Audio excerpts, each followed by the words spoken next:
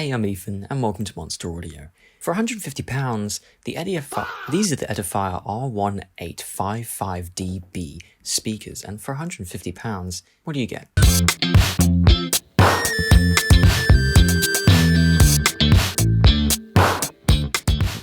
These multimedia speakers have been carrying my audio life for about 1.5 years by now, and in audiophile terms, that's a long time. So they must be quite decent, right? Well, in short, they are, but there are some issues. At the £150 that you can get them at, they really are an everything speaker. They have inputs for about everything a non-professional would want, which would be 2 RCAs, a coaxial, an optical, Bluetooth, and a subwoofer out. And overall, it does quite well for itself, although the subwoofer out lacks really any meaningful control. It may or may not roll off bass on the speakers themselves when you plug in a subwoofer, but in my experience, the speaker's sound doesn't seem to change at all, and I've not seen any evidence online to suggest that it does. If these speakers had an app or just some additional controls on the speakers themselves, I think it would be a way better feature than it is. But even with that, having a subwoofer on these speakers does seem to help more than not having one. But what would also be great is if these speakers had an internal DAC for some USB audio, because sometimes a computer has really bad audio straight out of the motherboard and it's just rubbish. If these had just that one more port, I think they would be great, and I know it's possible in the price because some of the Logitech speakers do it, and this definitely sounds better than any of the Logitech speakers you can get, so it would have been really killer if they just had added that. It definitely has a DAC on board, obviously it does, it can do optical inputs, so it can definitely do a USB. But I digress. At the low price point, just having all of these inputs is great, and the fact that they all sound quite decent as well is also nice. I will say though, there is a bit of a bass boost on the optical input for some reason, but that optical came in absolute clutch when I just needed some audio for my TV, because these are way better than your TV speaker. Essentially, it smashes any soundbar at this price, and anyone who actually cares about their fidelity should never go for a soundbar, especially at £150.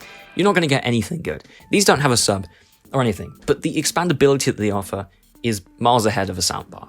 They don't have an HDMI ARC, but optical is on most TVs, and the other inputs are quite decent in their own right. You can always just use these as desktop or just Bluetooth speakers around the house. As for actual specs, they go down to 60Hz and they go up to 20kHz, which is pretty standard for the price. They have 4-inch woofers and just 19mm silk tone tweeters. They definitely do go down to the rated 60Hz. In fact, I'd argue they go a bit lower. They're being a bit conservative here, and I'd say that they go down to 55Hz just as confidently, which is pretty good. But I'll be honest, that still isn't much of an award, just because it's just really quiet at those frequencies. So yeah, it technically goes down there, but it really rolls off at that volume. But the low bass isn't an issue. It's about what you can expect for the speakers of this size and of this price. What is an issue though is the mid bass, and I'll talk about that in just a second. They also have Class D amplifiers, which again is pretty expected for the price, and the power supply is built in, which is very nice. It makes them nice and compact, and they don't get very hot either, which is pretty good because many active speakers, mostly the bigger ones and more expensive ones, sure, but many active speakers get very hot, and they also have a big heatsink at the back. I've left it on for hours at a time, it doesn't care. But what was the issue that I was just alluding to? Well, I wasn't really alluding to it, I told you straight up. It's the mid bass. Yeah, about 90Hz and 150Hz, there are massive peaks. If you do a tone sweep, you can hear it, and it sucks, because it means that if you like music with bass in those frequencies, or if you like to play games with cars in, it's gonna suck. It's not gonna sound very good. And you're gonna be left there thinking, wow, I didn't know cars sounded like a dying donkey. It can work out though. In some songs, it makes the kick drum feel way boomier than it actually is. Whether you like that or not is up to you, but many consumers will probably prefer this bass signature. But just because of how aggressive the peaks are, I actually feel like many consumers would dislike this sound. It really does mislead your ear to think that there is more bass than there really is. And it's honestly pretty frustrating in some circumstances. For example, in Daft Punk's Giorgio by Moroder, at the end of the song there is this clicking pop sound, and as it goes lower and lower and lower in the frequencies, you get to those 90 and 150 Hz peaks where it suddenly goes louder and then dimmer again, and then louder, and then quieter. And then it just eventually rolls off to a point where you cannot hear it at all because the speakers just can't play those bass notes. But in the same exact song, there is a bass guitar solo. And with that bass guitar solo, it goes up and down and up and down and up and down as you usually do when you're playing an instrument to make it interesting. And these speakers make it really interesting because, again, it goes to those 90 and 150 Hz peaks. And suddenly the bass guitar goes from nice and smooth to shrill. How does bass sound shrill? If you listen to older songs, so let's say Something by the Beatles, when the drums start picking up in about the middle of the song, it gets so overpowering. It is overbearing and it makes my ears whine. Overall, it's not a pleasing result, but you have to remember, these aren't inherently PC speakers. PCs can have software that allow you to tune them with nice, fine EQs, but a lot of motherboards and TVs barely have an EQ. They have maybe like a 5 or a 6 or a 7 band one. Not one that can actually remove these peaks. I tried, my motherboard just doesn't have a high resolution enough EQ. It can't do it. And my TV definitely doesn't. It has a bass and a treble slider. Seriously. You can't do much about this. You're just gonna have to deal with it, or move further away. But if you move further away, the rest of the bass notes become even less powerful. So it really just is a bad issue, and they should probably fix it. If you are looking for quality bass though, again, the aforementioned sub out is actually pretty decent.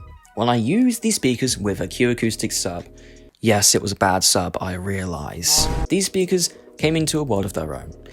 Yeah, no, they were not hi-fi quality, but it really did show that they had some potential. If the bass was better on these speakers, it would have been a way better sound. It was fun, it was energetic, and it got rid of those annoying peaks because now the sub was taking over. It wasn't a good sub, as I just said, but if you have an even better sub, then maybe they'll just sound way under this budget. That's why I imagine you should probably want to spend a little bit more on these speakers. What I mean by that is getting Edifier's T5S sub might be a good idea.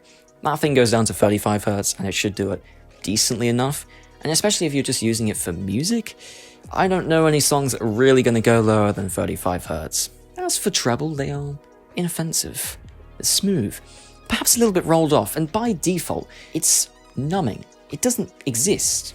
I quite like treble. I quite like a decent amount of treble. I'm not an old man, I can get away with it. But these speakers do not deliver that at all. The default position of the knob on the back for the treble, you don't get much, okay? I have mine set to +5, and that's 5 out of 6. So basically, they don't have that much treble. And when the bass is this overbearing, it by default is a bit of a rubbish sound.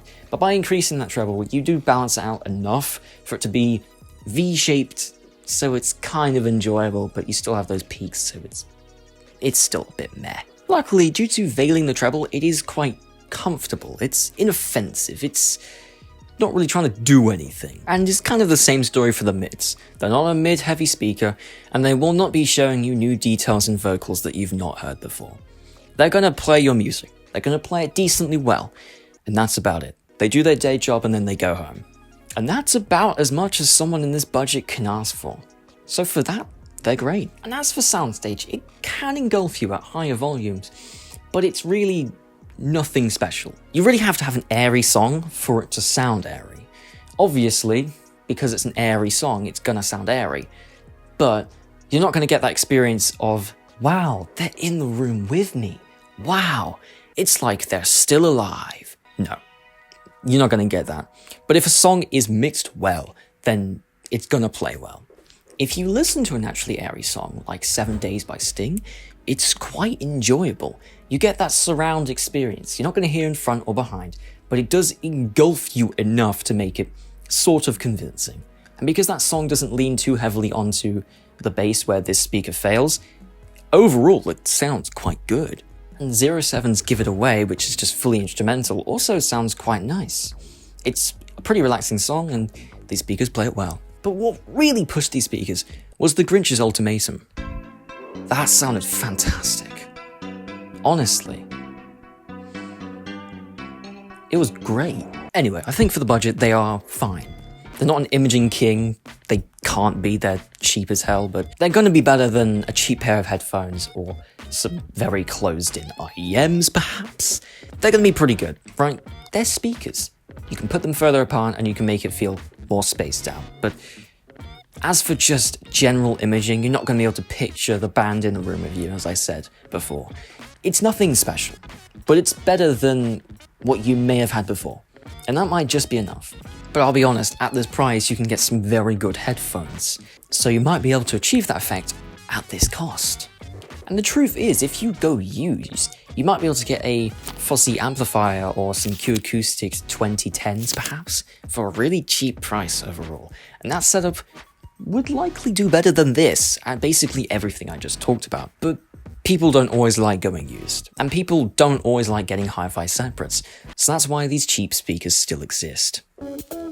But I assure you, going used in audio can net you some amazing deals. For example, one time I went to a charity shop and I came home with a £20 amplifier from Cambridge Audio, the Azure series, not even their old A1 or something like that, an actually decent one. And if you use the rest of the theoretical £150, you could get some amazing speakers, perhaps from Q Acoustics 3000 line.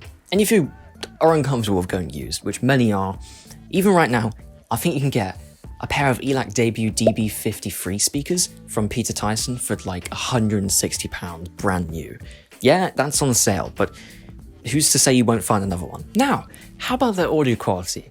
They're made out of cheap MDF, right? What did you expect? They're cheap. I think it's built decently, but there are issues that need to be resolved, such as leaking audio from the back. Moving them away from your wall is basically required in my experience, and these aren't quite close to my wall, but they're moved away far enough to where the bass issues from the sound leak are definitely reduced. And yes, those bass issues are the same ones that I alluded to earlier. They are reduced when you move them away from the wall, but they are never gone entirely. The wood veneer actually feels pretty nice, pretty smooth, and the plastic veneer on top also feels pretty good. But knocking on these speakers, basically anywhere, and especially on the left speaker, it doesn't sound good. They're not very well dampened at all, and also the feet on the bottom don't fully isolate it from the desk. Another thing to note, and this one is a bit more serious, the screws on the back of the speakers were not fully tightened when I got them. The amplifier would resonate at certain frequencies, and I could hear it rattle. The clearly labelled inputs on the back are actually really nice and clean, and the real metal on the back of the amplifier, obviously to dissipate heat, does feel and look nice. But what really makes the speaker feel cheap is the fact that you cannot remove the power cable.